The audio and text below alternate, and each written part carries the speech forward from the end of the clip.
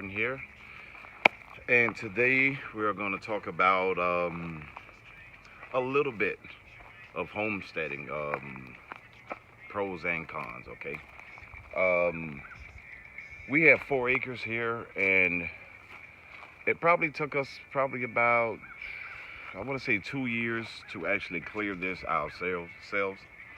And what I want to explain to you guys is, do I think personally homesteading is for everybody? No, I don't. The reason I say that is because a lot of men, um, we don't want to miss, say Sunday football or whatever the case may be.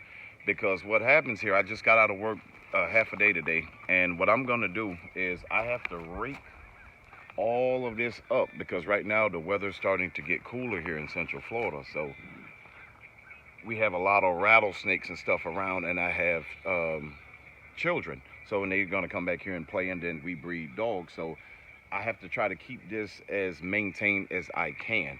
And there's gonna be a lot of people who aren't gonna want to spend their evenings after they've worked all day to come home and actually rake a yard. Okay, you figure 30 degrees in the winter times, 40 degrees, summer times 94, 96, 97 degrees. That's a lot of work to do after you've came home from work. Okay.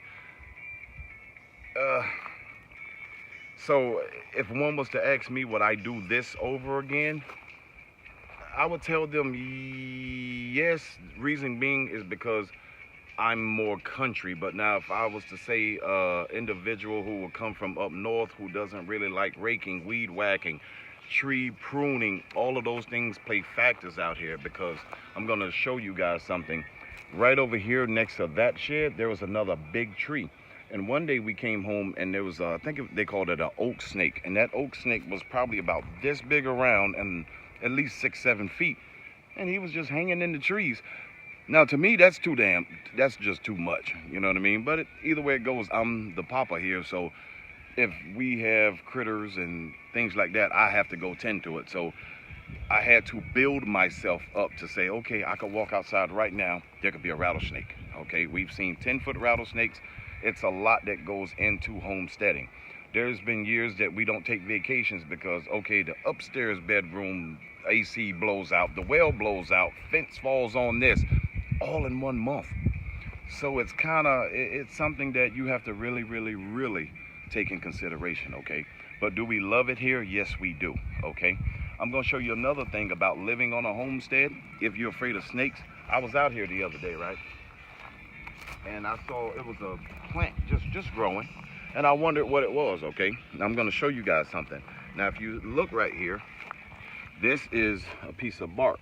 Now next to this is a pygmy rattlesnake. Now guys, if you look here, he looks like that. Now the kids wouldn't even pay attention to this. Okay, but this thing here is probably about 2 foot long. All right, he won't kill an adult, but he can really bring harm to your young ones. All right, so again, this is another thing that goes on in the homestead, like living out here in the country. So a lot of people, they see a snake, oh God, I'm not going back outside anymore and all of this stuff. But that's something that you have to adapt to. And again, I was raised around, country things. So snakes, I'm afraid of them, but I'm not afraid of them. I mean, if I walk and I step on him, then that's going to scare me. But if I see him, it doesn't really bother me. Now over here, I'm walking the other day. I'm coming back here. I'm minding my own business in my own yard. And I see this big bird. So it looks like a vulture, some crow or something, but I think he thought my head might have been the snake. So he swooped down at me. I'm like, what the hell? So anyway, then he lands in the tree. So I'm like, okay, he wasn't thinking about me. So I turn back to go to my truck. He swoops down again. Now, I keep a shotgun in each one of these buildings. All right, so I take the shotgun, and now I got the shotgun locked and loaded in my hand. I say, now, if he does it again, I'm killing him. And I don't believe in killing animals for no apparent reason. So this scoundrel, he swoops back down again, and God had to be with his soul. So I'm going to show y'all this fella. He's compost now, but I'm going to show y'all this bird. If nothing dug him up. It's down here somewhere now. And again, I didn't want to kill the bird, but he must have thought that that I was something good. He must thought I was something sweet. Now this is Oh a my bird that I'm pulling up, okay? Now I'm not gonna pull him all the way out of the, but imagine something like this swooping down at you and he wouldn't stop. This bird would not stop. All right? Okay, that's something else. So again, guys, that's a lot that goes into living out in the country, and I mean, I love it. I love it. I really do. I really do, because it gives the kids more, you know, sense of feel of life. Because like right now in front of me, there's little Tweety birds with all different colors, like yellow, red, blue, and that's the happy part. These are the sad parts. So it's always going to be a balance. You know, you're going to get some good things, you're going to get some bad things. So I'm going to walk you guys over here and show you some stuff. Now, until I finish the yard, I told my kids don't come back this far because I don't want them to step in these leaves, because again, it's getting cooler and these little snakes, they're hiding in here trying to stay warm this time of year. So again, I have to rake all of this, and just to try to keep, not say to keep it nice, but I have to do it just to keep my family safe, okay? So oh man, you know, it's just a lot that goes into this. So, you know, guys, just really think about it before you actually move out in the country. Like when I get older, I'm 44, but when I'm like 55, 60, I may do like an acre, 2 acres. That's gonna be the most, because to actually go to work all week, come home and have to rake all of this stuff, I don't know. And then most people who are out in the countries, they believe in what you call it, chop and drop. Now I believe in that, but again, it breeds a lot of filth, okay? And it breeds, that's like a home for snakes. So if I chopped and dropped everything that I cut, I probably would have killed that snake, his mother, his cousin, and everybody related to him. So that's why I don't practice that. Now I will take that stuff and throw it in a pile somewhere else, and then maybe go back and dig up the soil from it the following year.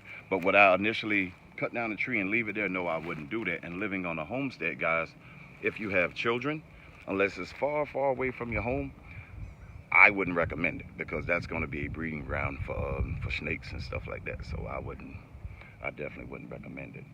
But again, I want you guys all to have a happy holiday. Drive safe, take care of your kids.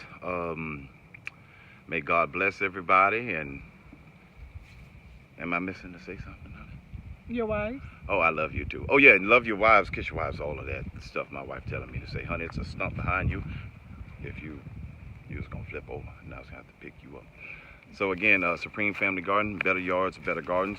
I hope that this little talk maybe help somebody, because what's her name, Homestead Heart, she made a video that was like phenomenal about homesteading and Louisiana Family Garden. So guys, check those channels out, because they gave a lot of great content on homesteading, and it's a lot of work, man. It's a lot of work. It's adventurous, but sometimes it can be overwhelming. So if you don't have a schedule when you live on a homestead, like what we try to do, is do at least 2 to 3 hours of yard work and housework a day. And that's really, guys, just to stay afloat, okay? That's not to make everything prestige. That's just to keep everything on the up and up, you know what I mean? To where I can see around. If there's a snake, I can pretty much see it. But I'm gonna cut this video off because I gotta get back to work.